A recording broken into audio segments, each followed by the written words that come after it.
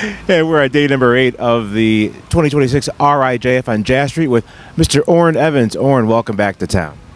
Always a pleasure being here, always. So Orrin, give us an idea of tonight's show. Who's going to be with you?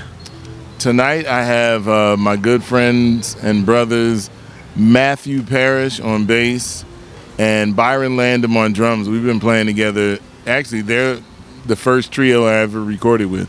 So we've been playing together for over 30 years and decided to do some more playing in the upcoming years and put a record together as a trio that's coming out in August, and came up with a name called Trash Gadget. So that's who you're all going to see tonight. Give us an idea of the new music you're creating, because you're always creating new music, whether it's with a big band or with a small trio or even solo. So give us an idea of what you've been up to lately. This ensemble specifically is music that we've been playing over the years, and then some new music by Matthew Parrish. So it's more so us finding our voice, not the voice we had when we first started playing in 1993, but the voice that we have now. Like, what is the history? So it's new tunes, maybe one or two from when we played before, but it's more so finding what we sound like now and respecting the new voice that we have. Speaking with Orrin Evans, Orrin, what I've always enjoyed about your playing is your selection of tunes from the great African-American songbook, things like the Soul Train theme, or from The Wiz, or even our anthem, Lift Every Voice and Sing, because all of a sudden people often will ask, okay, what is that? What is that song? And it's our chance to actually educate people doing that. Why do you do that? Because that's a part of how, I came into this music, so to continue that legacy, I like to, this is where I started, now let me see what you do with it. Not that that's where it should end, but for me, it started with my father being a part of the Black Arts movement, my mother being an opera singer, and just recognizing that history. So I didn't know anything but to include tunes by Oscar Brown or Charles Pettaway, and even those composers that may not be jazz, but they were African-American composers.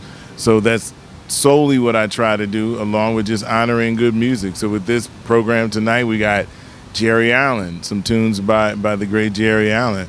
We have some tunes by the great Andrew Hill, 2 or 3. So it's always about honoring where I come from.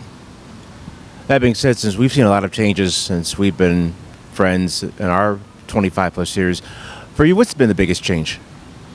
I mean, the quickest and the easiest answer is to say social media, because now we're in a situation where we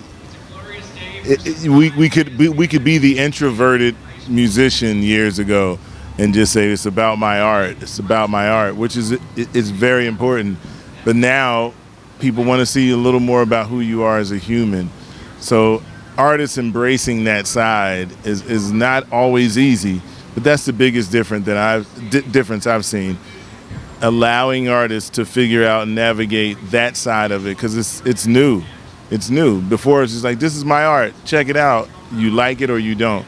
Now it's, this is my art, check it out. But do I like you? What are you about? So now it's allowing us an opportunity to speak more about who we are as humans, but it's also not easy for all of us to do, because we don't want who we are as humans to get in the way of the art, or vice versa.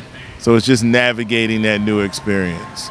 So that would explain why you were one of the first artists to actually use social media to talk about what it takes to get to the show, how to balance family life with being an artist. So we were like, why is he doing this? I think I understand why. That might be it, yep. Telling my story. Orrin, thanks so much again for hanging out and taking jazz further. Thank you.